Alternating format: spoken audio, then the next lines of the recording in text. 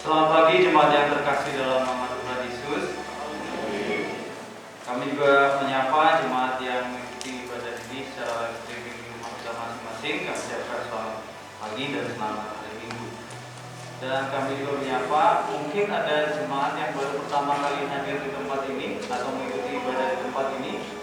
Bila ada jemaat yang baru pertama kali beribadah di tempat ini, kami mohon kesediaannya untuk bangkit berdiri. Tidak ada, baik, terima kasih. Sebelum kita masuk dalam ibadah kita menyimak puasa jemaat yang melayani minggu ini tanggal 14 November 2021.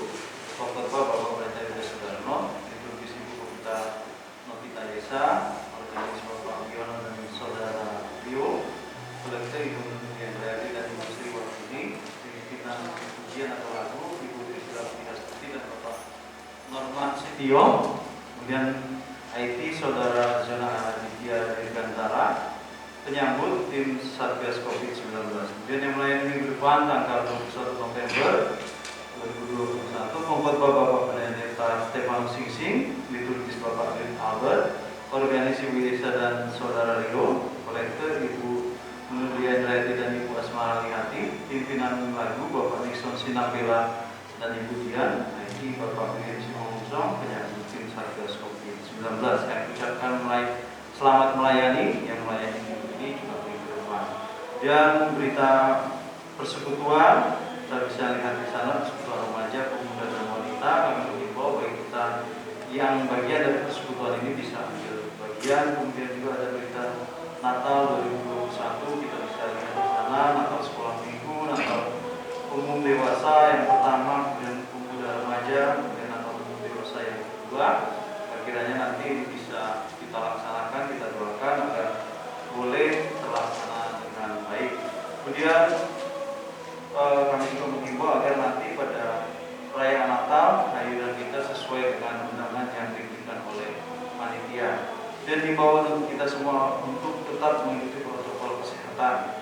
Dan himbauan kami agar jemaat bagi yang belum vaksin agar segera melaksanakan vaksin bagi yang pertama maupun kedua, karena ini bagian dari kita ciptakan perlindungan buat diri kita dan juga perlindungan bagi masyarakat sekitar kita, dan kita menyukseskan program pemerintah agar segala upaya yang dilakukan bisa lebih baik. Dan seandainya pun kita nanti terpapar, bila kita sudah divaksin, itu akan lebih memiliki kekebalan dan risiko kematian akan lebih kecil lagi. Kiranya kita semua dapat mendukung ini, dan ibadah tatap muka nantinya bertahap kita bisa tingkatkan lagi jumlah hadirannya. Dan berita persembahan kita bisa lihat di sana, persembahan minggu lalu tanggal 7 November untuk 1 dan 2. Dan ada persembahan ucapan syukur, persembahan Natal, dan juga persembahan untuk pembangunan. Mengucapkan terima kasih atas persembahan dari jemaat sekalian. Terima kasih atas kepedulian dan juga bagian dari ikut serta kita untuk operasional gereja, Natal, dan juga pembangunan sekolah minggu. Dan khusus untuk pembangunan sekolah minggu, di sini kami dari panitia mencoba menyampaikan dana yang masih kita butuhkan sampai tanggal 7 November kemarin itu 323.021.000. Kemudian ada upaya yang kita lakukan untuk menghimpun dana ini, sebagian dari persembahan yang kita kumpulkan setiap minggu. Kemudian kita juga mengedarkan proposal ke luar. Kemudian ada satu lagi yang kita upayakan, yaitu kita menjual rumah gereja. Rumah gereja tersebut berada di Gardenia XP12 nomor 11. Nah, ini adalah tampilan rumahnya. Rumahnya tipe 2772, ini tipe 27, tanahnya 72 meter, tapi sudah direnovasi. Terus bisa ini kan ya. Kita bisa lihat di sini sambil saya jelaskan. Rumah ini sudah siap huni. Ya, artinya 2 kamar, kemudian ada kamar mandi dan dapurnya, dan ruang tamu itu semua sudah siap ditempati. Jadi apabila jemaat sekalian ada yang berminat, bisa langsung menghubungi kami panitia. Kita buka harga di 400 juta, tapi tapi ini masih bisa dinegosiasikan berkaitan mungkin dengan surat iuran atau hal-hal yang mungkin diperlukan. Jadi kami sangat berharap siapapun kita jemaah boleh untuk memiliki rumah ini, ya. Dengan harapan kita juga membantu dana pembangunan untuk sekolah minggu. Kenapa ini kita lakukan? Karena pembangunan gedung sekolah minggu tersebut sudah segera dimulai dan persiapan-persiapan untuk pembangunan kita nanti bisa lihat secara bertahap.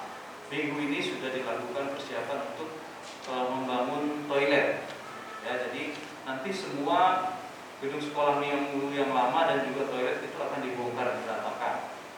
Nah, begitu perlu toilet untuk penggantinya, yaitu toilet sementara ketika nanti dilakukan pembangunan. Dan itu sudah dilakukan dengan persiapan sekarang atau minggu kemarin dan menggali sebetulnya, dan nanti dilanjutkan dengan membangun bedeng dari karyawan yang akan mengerjakan. Kemudian nanti di depan ini, jadi di lokasi pembangunan tersebut akan dipagar seng. Dan itu tanda-tandanya artinya pembangunan sudah dimulai dan sudah dipastikan kontraktor yang akan membangun, dan nanti juga pihak developer Citra Raya akan terus mengawal. Alhamdulillah Bapak Ibu sekalian, kalau di awal memang ini sudah pernah kami tawarkan dan sudah kami ajak juga agen properti untuk ikut memasarkan. Sampai hari ini sudah ada yang menawar, ya, sudah ada yang berminat, tetapi harganya belum cocok. Beberapa waktu yang lalu juga jemaat ada yang berminat, tapi harganya belum cocok. Kami bukan mau jual mahal rumah ini, tapi karena memang dana yang kita butuhkan cukup besar, ya. Kalau di Warta di sana 750 itu baru hanya untuk bangunannya saja, belum nanti kita harus mengisi bangunannya. Ada beberapa hal yang nanti kita harus renovasi sedikit dan kita persiapkan untuk fasilitas di dalamnya. Tentu 750 ini masih dana yang minimal. Untuk itulah kami berharap jemaat sekalian bisa ambil bagian membantu untuk dana yang dibutuhkan ini. Kalaupun bukan kita yang membeli, mungkin ada saudara kita, tetangga kita, atau pihak-pihak yang bisa kita referensikan untuk membeli rumah ini. Tapi dengan catatan pihak-pihak yang bertanggung jawab, ya, agar proses pembelian ini tidak menimbulkan masalah. Jadi sekali lagi mohon bantuan dan kerjasama dari jemaat sekalian, dan kami juga tak lupa mengucapkan terima kasih atas persembahan yang tiap minggu diberikan, ucapan syukur kepada pembangunan dan pihak-pihak yang telah membantu mengedarkan proposal, dan dana proposal dana pembangunan yang kita peroleh dari proposal juga cukup banyak, ya, dari pihak luar. Nah, begitu mari Bapak Ibu sekalian kami mengajak kita semua boleh berpartisipasi agar dana yang kita butuhkan ini bisa tercukupi pada waktunya. Kemudian yang tidak terdapat di Warta ini, kami juga mohon dukungan doa di Bapak Hendri Gius Teguh. Beberapa waktu yang lalu sempat dirawat di Ciputra Hospital karena alat dan fasilitas kurang memadai, akhirnya dirujuk ke Rumah Sakit Fatmawati Jakarta Selatan untuk mendapatkan operasi saluran empedu. Kemudian beberapa waktu yang lalu juga divonis hepatitis A. Jadi ada terjadi komplikasi di dalam tubuh Bapak Hendri Gius Teguh. Itu kami mohon doanya. Kita berdoa secara pribadi dan nanti di ibadah ini kita bawakan agar Bapak Hendri Gius Teguh bisa memperoleh kesembuhan dan proses operasi yang dilakukan bisa berjalan dengan baik. Kiranya juga keluarga dan anak-anaknya diberi Tuhan, diberi kesabaran. Demikian Bapak Ibu sekalian, warta jemaat yang boleh kami sampaikan. Terima kasih atas perhatiannya. Kami ucapkan selamat berbakti.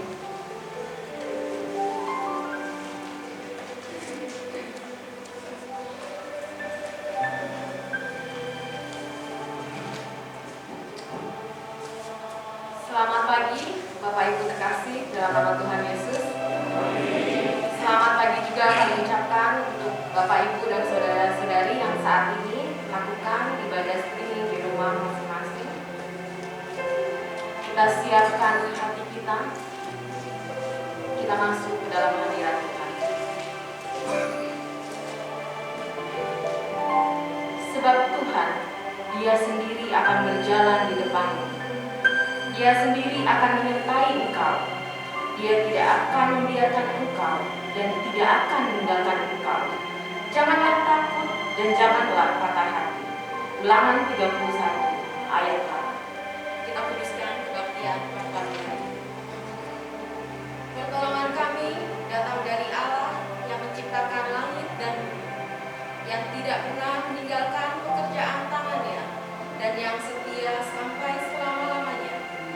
Turunlah kiranya atas kita anugerah dan damai sejahtera dari Allah Bapa kita, Tuhan Yesus Kristus. Amin. Kita akan puji kebesaran nama Tuhan dari KPPK nomor 27 bait pertama sampai ketiga. Kita puji nama Tuhan KPPK nomor 27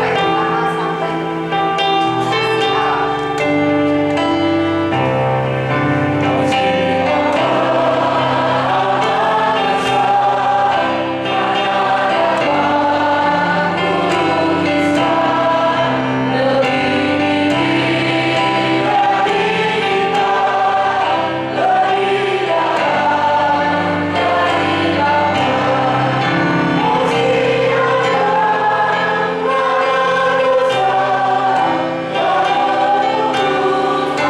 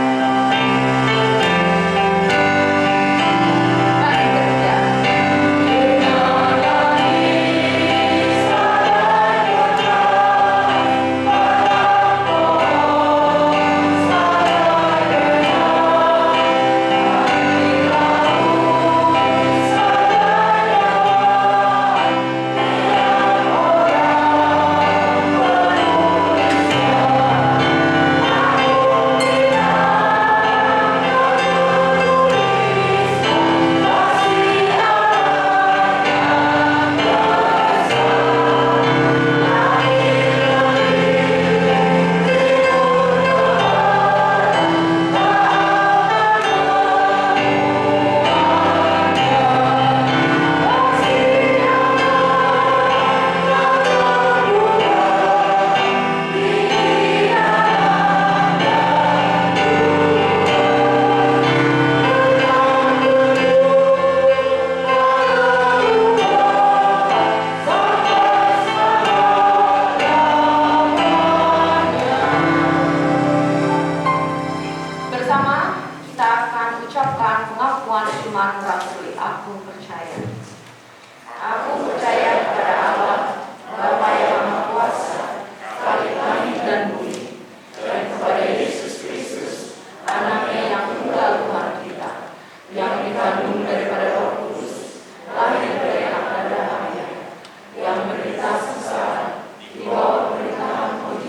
ketiga. Kasih Allah.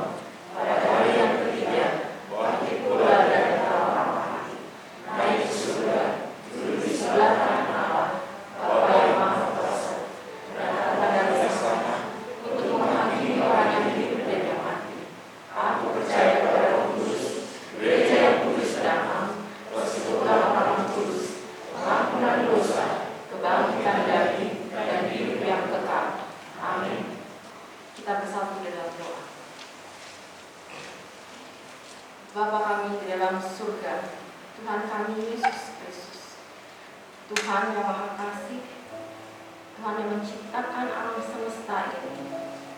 Pagi ini ya Tuhan, kami datang dengan penuh rasa terima kasih. Kami datang dengan penuh ucapan syukur Tuhan, karena pagi ini Tuhan masih mengizinkan kami untuk kami datang ke rumah-Mu yang kudus ini ya Tuhan, menikmati hadirat-Mu, berbicara kepadamu, mendengarkan suara-Mu. Kami yakin Tuhan dan kami tahu semua ini karena kebaikan, karena kasih sayang-Mu kepada kami. Terima kasih atas pemeliharaan-Mu dalam hidup kami, dalam hidup keluarga kami, dalam kehidupan anak-anak kami.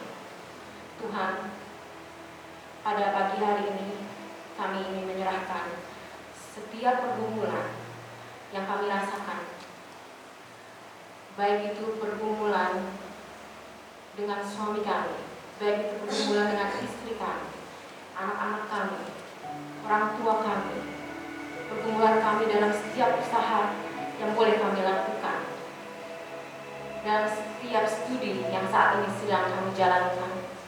Tuhan, kami percaya Tuhan, setiap peristiwa yang boleh terjadi dalam kehidupan kami, jika kami terus menyerahkan segala sesuatunya, terus berpegang pada tangan Tuhan, kami yakin kami boleh melewatinya sesuai dengan kehendak dan rencana. Dan pada pagi hari ini, secara khusus Tuhan, kami ingin membawa saudara terkasih kami, Bapak Setepu, yang saat ini sedang terbaring di rumah sakit Fatmawati. Tuhan, kami percaya akan janji-Mu. Tuhan sendiri akan menjamah beliau Tuhan, dan Kau sendiri akan memberikan mukjizat-Mu pada Pak Setepu, sehingga penyakit yang boleh ada dalam tubuhnya boleh Kau angkat. Dan pada waktu yang Tuhan izinkan, Pak Setepu boleh kembali dalam keadaan sehat dan bersuka cita kembali. Kami imani ini ya Tuhan, karena kami tahu janji-Mu ya dan amin. Tuhan, pada pagi hari ini juga kami ingin membawa rencana kami ya Tuhan untuk menyambut hari kelahiran-Mu di hari Natal nanti. Kiranya Tuhan mau memberkati setiap persiapan yang boleh kami lakukan. Biarlah setiap persiapan ini kami alaskan hanya untuk kemuliaan nama-Mu. Dan Tuhan, pada pagi hari ini juga kami sangat mengucap syukur ya Tuhan atas kerinduan kami terbesar untuk memiliki ruang ibadah sekolah minggu ya Tuhan. Dan pada minggu-minggu ini ya Tuhan akan dimulai. Kami mengucap syukur Tuhan atas berkat-Mu yang begitu luar biasa. Biarlah Tuhan untuk selanjutnya Engkau memberkati setiap kontraktor, pihak Citralaya dan panitia pembangunan GBCR untuk sehati sepikir Tuhan, untuk dapat melaksanakan proyek ini ya Tuhan dengan penuh rasa takut, yang pada akhirnya semua ini kami lakukan hanya untuk kemuliaan nama Tuhan. Tuhan Yesus, pada akhirnya kami ingin menyerahkan ibadah kami pada pagi hari ini. Kiranya Engkau mau berkati, Engkau kuasai hati dan pikiran kami, sehingga tak kami boleh menerima, boleh mendengar kami seperti apa ya Tuhan, sehingga nanti firman yang akan dibawakan oleh Bapak Pendeta Yudas, kiranya Engkau berkati, sehingga boleh menjadi terang bagi jalan kami ya Tuhan, memandu kami dalam kami melakukan perjalanan kehidupan kami selanjutnya. Terima kasih ya Tuhan, kiranya Engkau mau berkati ibadah kami pada pagi hari ini. Engkau mau terima setiap puji-pujian dan persembahan kami dan pelayanan kami. Semuanya hanya kami alaskan ya Tuhan. Dalam nama Tuhan Yesus kami berdoa dan mengucap syukur. Amin. Bapak, Ibu, saudara-saudari yang terkasih, kita akan puji lagi dengan mengangkat pujian nomor 223. Saya ingin mengajak kita semua untuk melihat kata demi kata yang ada di lagu ini. Kita akan jadikan ini menjadi saksi iman kita. Kita akan puji Tuhan dengan lagu ini dengan sungguh-sungguh. 223 baik pertama, 3,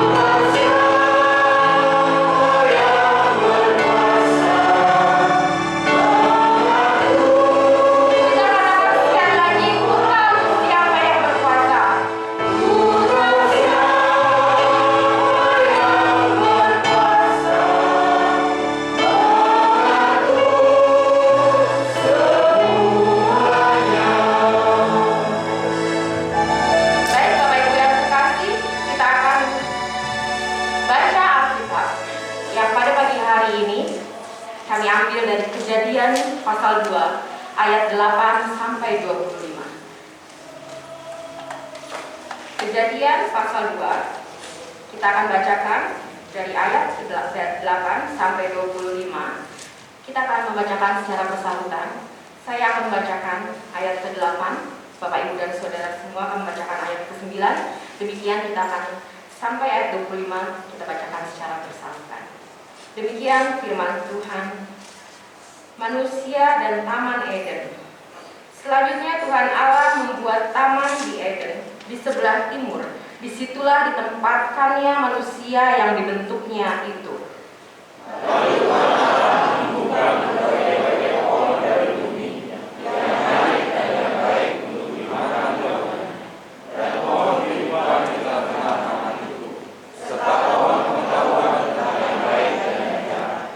Ada suatu sungai mengalir dari Eden untuk membasahi taman itu. Dan dari situ sungai itu terbagi menjadi 4 cabang.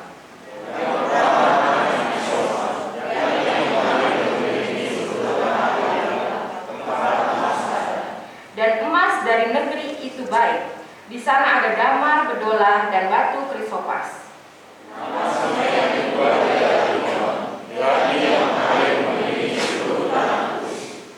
Nama sungai yang ketiga ialah Tigris, yakni yang mengalir di sebelah timur Asyur. Dan sungai yang keempat ialah Efrat.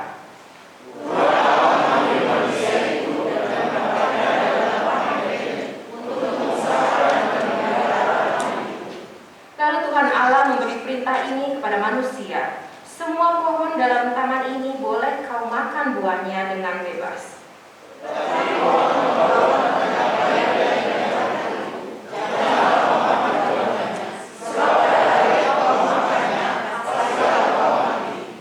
Tuhan Allah berfirman, tidak baik kalau manusia itu seorang diri saja. Aku akan menjadikan penolong baginya yang sepadan dengan dia.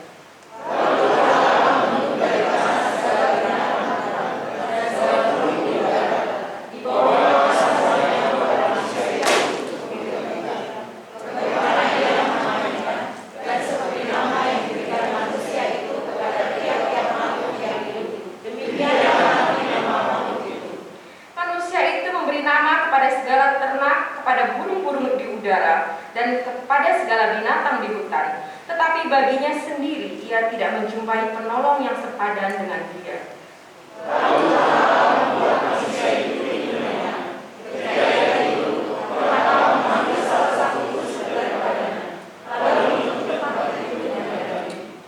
Dan dari tusuk yang diambil Tuhan Allah dari manusia itu, dibangunnyalah seorang perempuan, lalu dibawanya kepada manusia itu.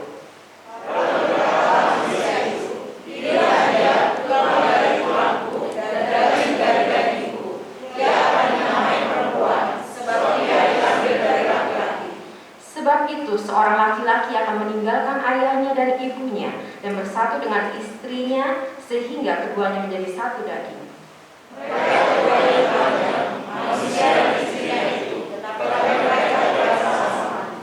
Amin. Kita sambut dengan pujian hormat diberi.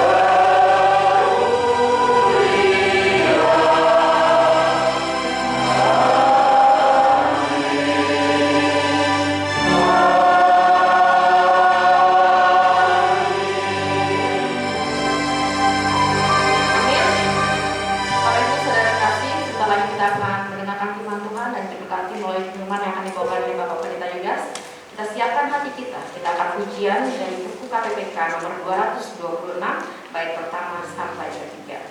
KPPK nomor 226 bait pertama sampai ketiga. Perlukan judul.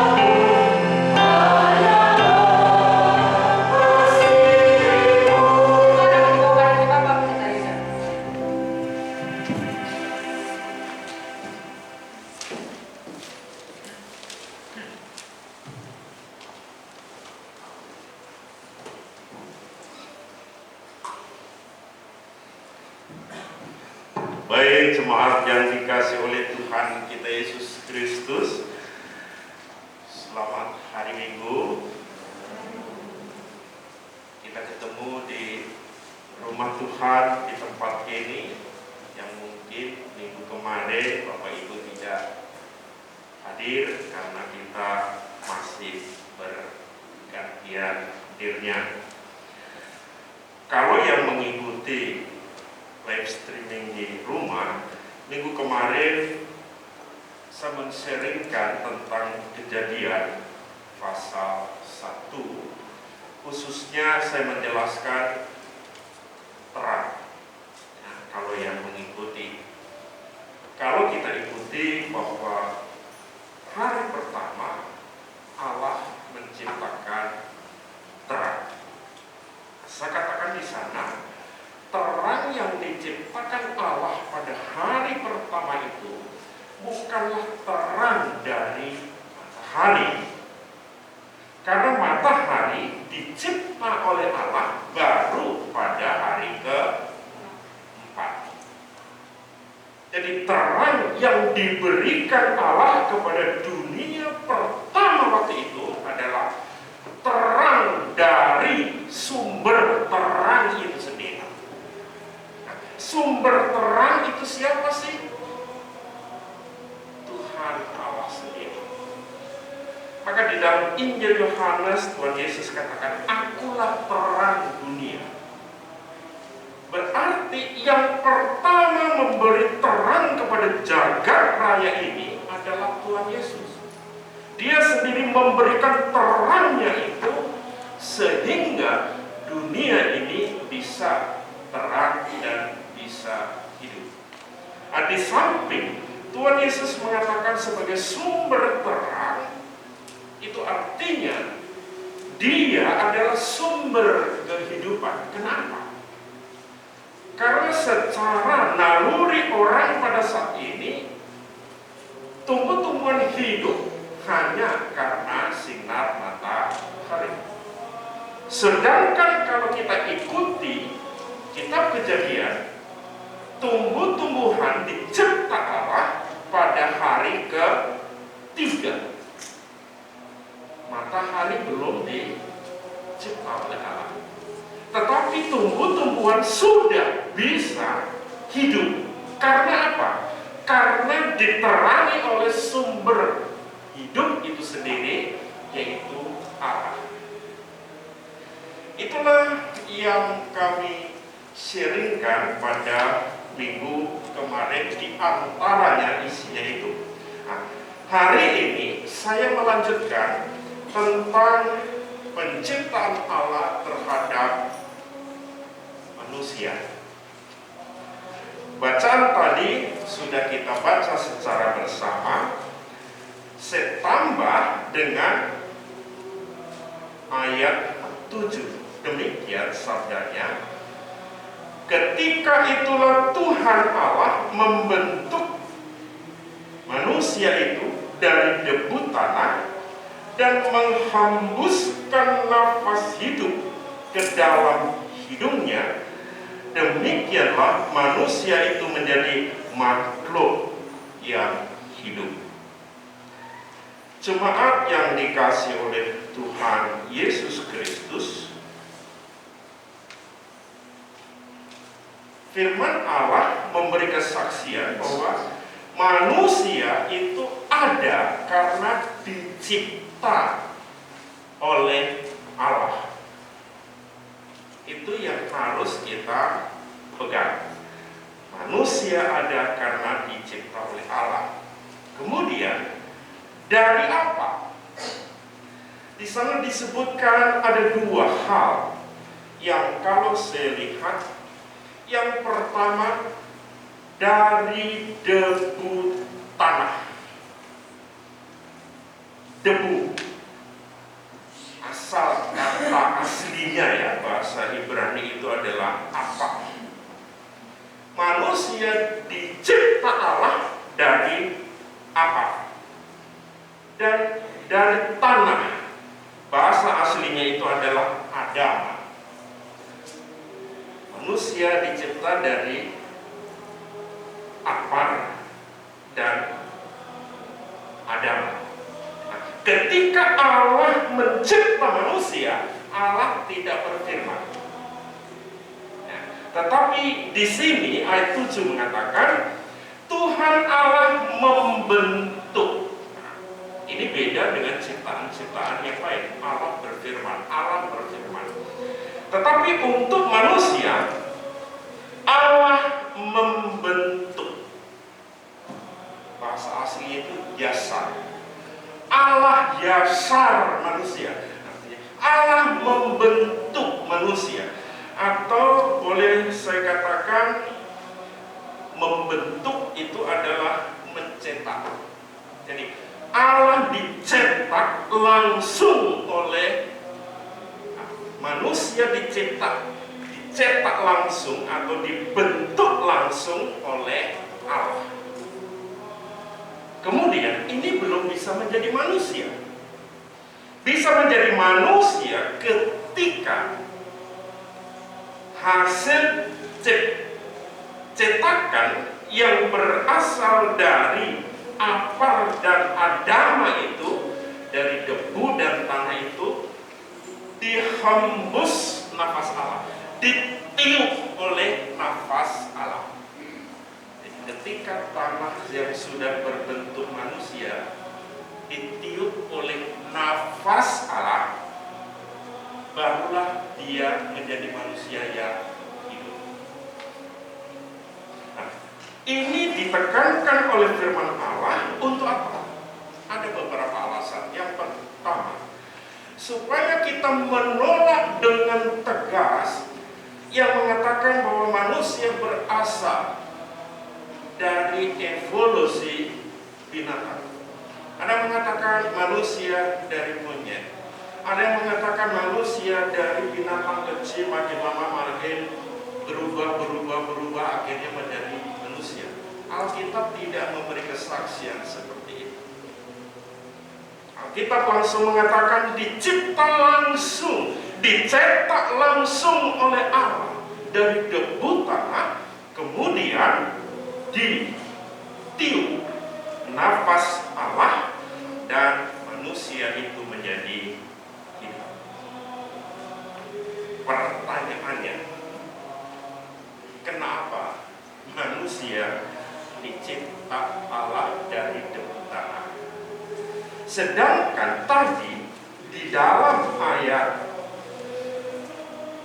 12 di sana disebutkan bahwa, saya baca mulai ayat 11, yang pertama namanya adalah pisau, yakni yang mengalir mengelilingi seluruh daerah Havilah, tempat emas ada. Dan emas dari negeri itu adalah emas yang terbaik. Nah, dari sini saya timbul pertanyaan ketika saya coba sharingkan ini. Kenapa ya? Itu kan ada emas yang baik waktu itu.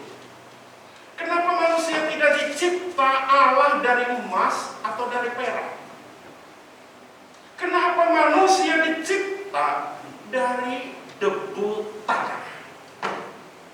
Kalau kita ditanya begitu, jawabnya apa?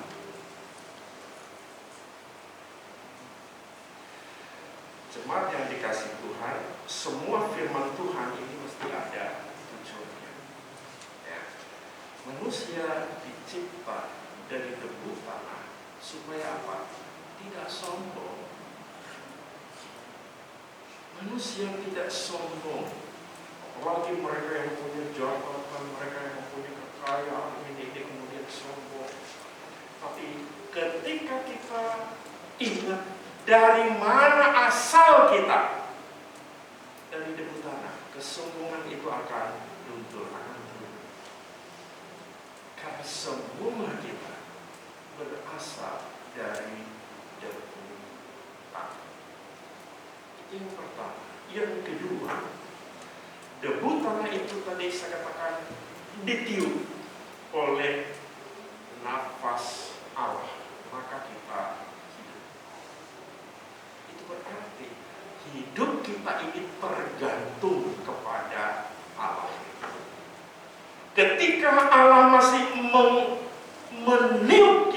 dengan nafas hidupnya kita hidup. Kita hidup. Memang badan kita ini sepertinya tidak ada harga karena dari debu tangan. Penyakit apapun bisa menyerang kita karena memang kita lemah. Tapi ketika hembusan nafas Allah tetap diberikan kepada kita, kita menjadi manusia yang sehat dan hidup. Saya berharap Pak Situku sekarang di rumah sakit mendengar kata-kata ini. Badannya lemah, tetapi dialah hembusan nafas Tuhan Allah saat ini menghembus kepada tubuh Pak Situku sehingga dia bisa mendapat kekuatan dan hidup. Karena kemarin dia di rumah sakit tifus dan sudah tidak sanggup untuk mengatasi itu. Semalam jam 3 malam dia nggak bisa ngomong, tapi dia WA terus sama saya sampai setengah 5 tadi. Dan terakhir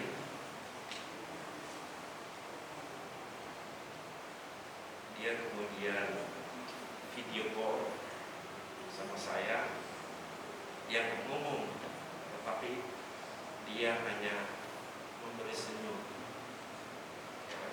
Memberi senyum, dia begini dan dia begini. Saya jam 4 tadi berapa tadi? Saya bilang lewat WA saya tulis, Pak, sekarang Pak Situku lagi ada mendung yang begitu gelap yang tidak mungkin bisa dihapus, dimendung oleh manusia. Tetapi di balik mendung itu, saya berdoa supaya ada pelangi kasih dari Tuhan yang membuka tabir semua rahasia penyakit Bapak, dan Bapak melihat secercah cuaca yang akhirnya timbul dari Yesus Kristus. Itulah sebabnya dia kemudian video call, dia senyum begitu. Itu terakhir yang saya terima tadi, Pak. Tadi saya ngomong sama saya, kok dia bisa ya? Jam 3 lebih berapa menit dia WA saya, kok bisa ya? Aku bilang sama Yesus, jam 3 tadi, Bapak kan sebagai gembala, dan itu saya lakukan. Saya hanya bisa mandikan semua jemaat yang dipercayakan kepada saya oleh Tuhan. Itu saya mandikan dengan doa. Tidak ada yang sakit. Semua jemaat saya mandikan dengan doa. Jam 3 itu aku juga mandikan keluarga Pak Situku dengan doa. Dan rupanya Tuhan bangunkan dia. Karena setelah itu dia bilang, Pak, aku kebangun, Pak. Langsung aku menulis WA ini ke Bapak. Saya berpikir, Tuhan rupanya yang mempersatukan roh kita. Karena Tuhan itu hidup.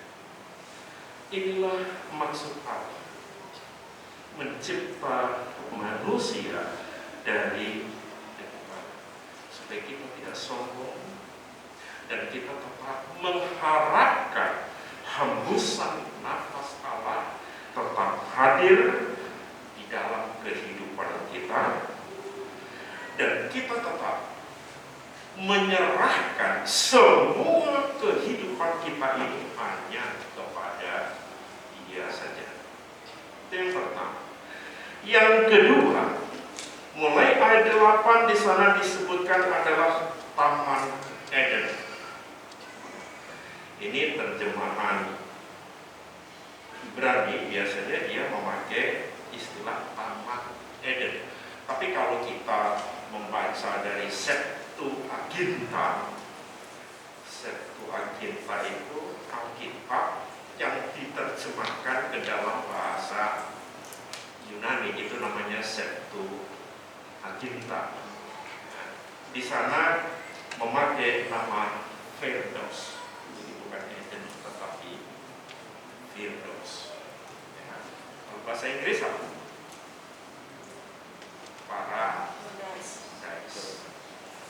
Paradise. Maka kalau bisa mengerti seperti itu, oh berarti Taman Eden sama dengan Taman Firdaus, cuma terjemahannya yang berbeda. Kalau kita mempercayai dan menyelidiki ayat ini, itu berarti ketika Allah mencipta manusia, Allah juga mencipta sesuatu secara khusus, tempat secara khusus untuk manusia hidup dengan bahagia. Allah tidak pernah merancang manusia itu hidup dengan kesengsaraan, tetapi Allah merancangnya supaya manusia itu mempunyai hidup yang ideal.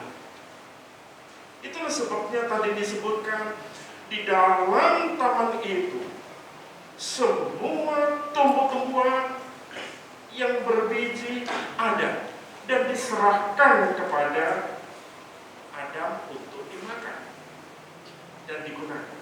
Juga air disediakan di sana. Hanya saja di sana ada aturan yang ini yang tidak boleh dimakan. Artinya apa? Kebebasan yang benar adalah kebebasan yang ada aturannya, gitu. Kebebasan yang tidak teratur itu berarti kebebasan yang tidak baik, kebebasan yang merusak. Ketika kebebasan yang diatur oleh Tuhan dengan aturan-aturan seperti ini bisa dimakan dan ini tidak, selama itu tidak dilanggar, manusia itu hidup dengan ideal. Tapi ketika melanggarnya, idealnya itu akhirnya hilang. Contohnya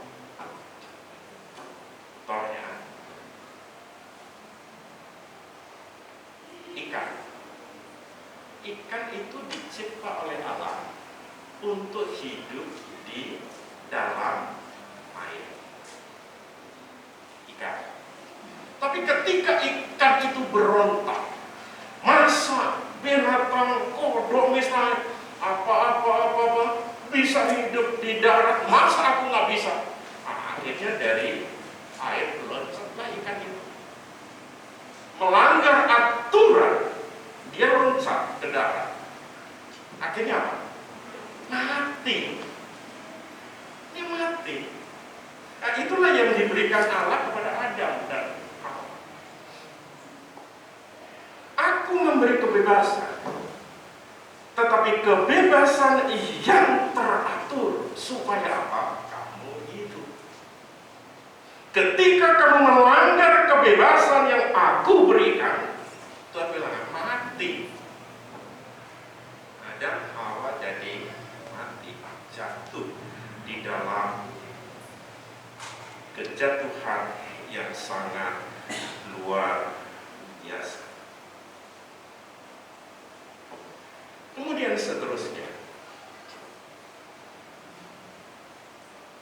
apakah manusia dicipta begitu saja, taruh di Taman Eden, udahlah di situ enak-enak saja? Tidak.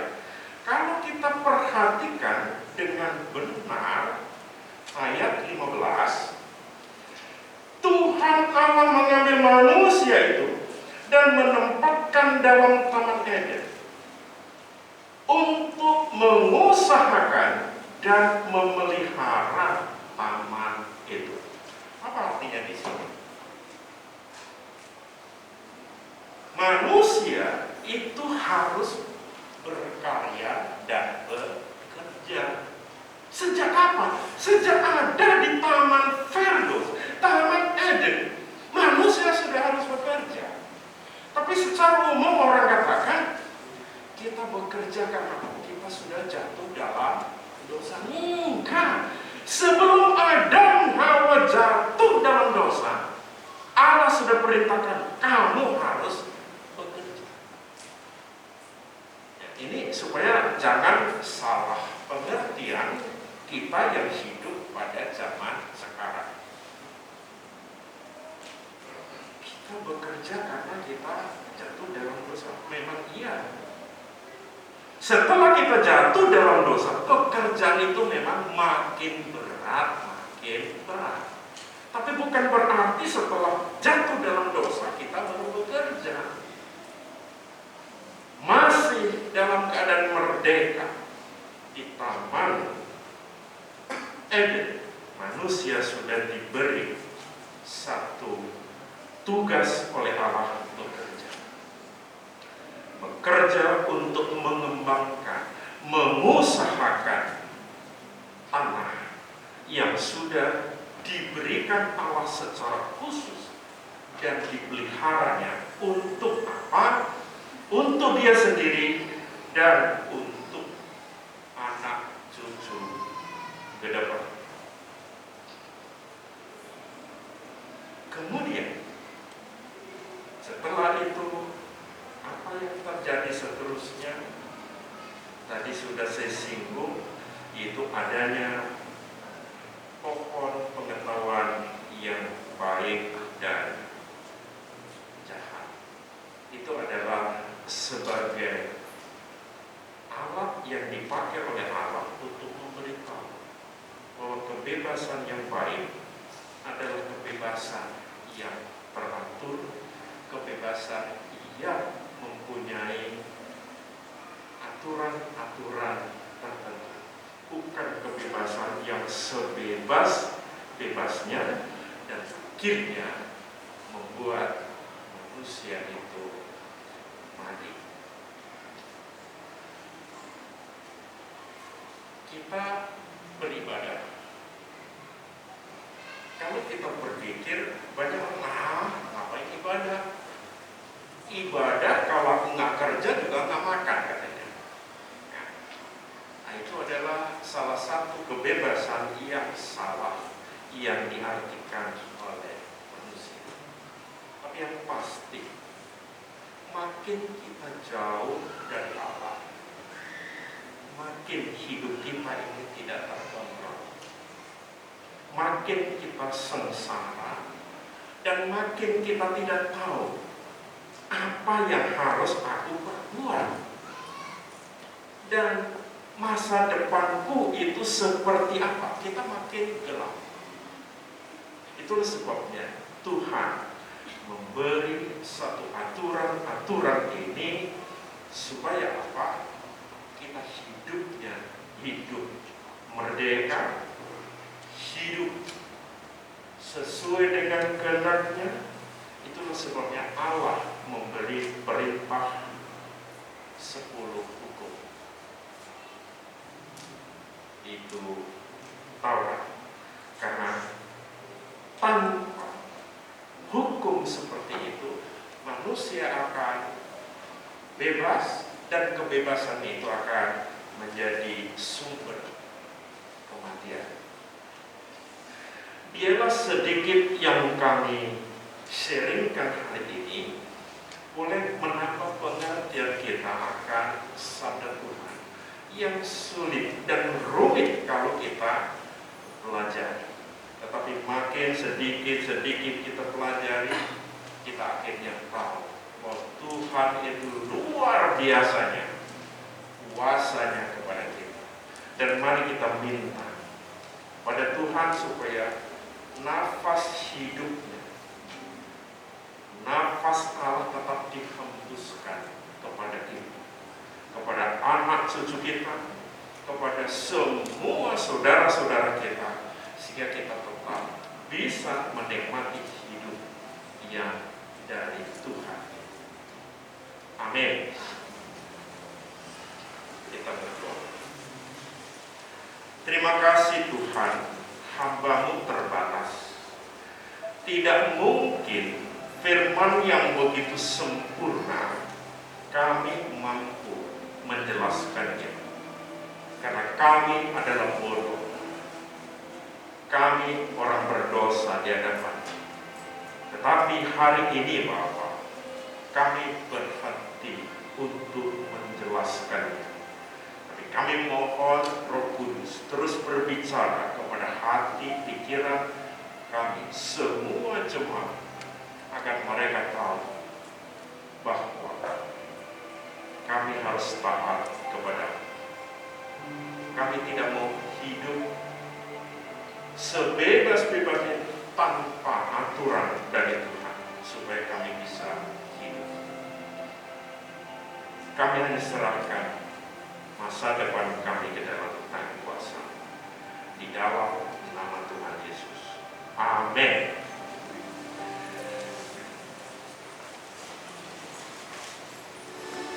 Kita akan akhiri ibadah ini, cuma sebelumnya gini ya, tadi ada sedikit supaya nanti di rumah jemaat ini, hari ke-6 Tuhan menciptakan apa? Hari ke-6 manusia, hari ke-7 istirahat. Nah, kalau hari ke-6 manusia dicipta, hari ke-7 istirahat, yaitu pertemuan antara manusia dengan Tuhan. Kira-kira umur Adam waktu itu semana? Apakah masih bayi? Baru dicipta sehari loh, ya kan? Makanya sehari di dalam Alkitab ini bukan sehari yang diciptakan oleh matahari, tetapi sehari yang diciptakan menurut ukuran Tuhan. Jadi maka di awal tadi saya katakan, terang yang pertama bukan berasal dari matahari, tapi dari Tuhan. Maka Mazmur mengatakan, sehari bagi Allah sama dengan 1000 tahun bagi manusia. Bisa saja seharinya Allah itu 1 juta tahun, bisa saja. Jadi ketika Adam ketemu dengan Allah pada hari ke-7, jangan dianggap Adam Hawa bisa cilik gitu ya, masih anak-anak gitu. Bukan, mungkin dia sudah dewasa.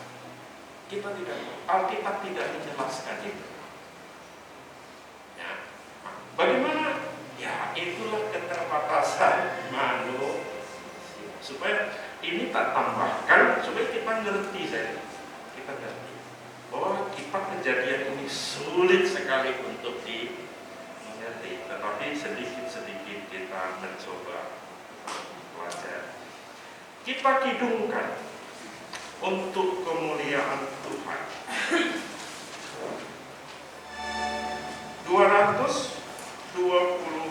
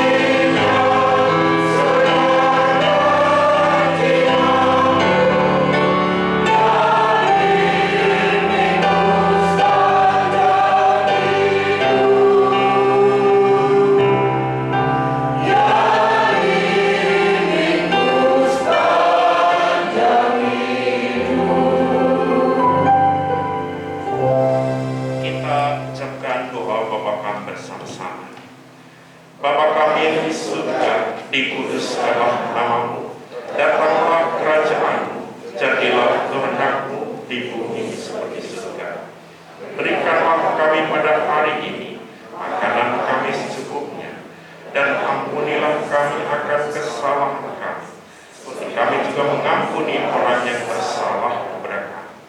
Janganlah bawa kami ke dalam pencobaan, tapi lepaskanlah kami daripada yang jahat. Karena dan kuasa dan kemuliaan sampai selama-lamanya. Amin. Doxology.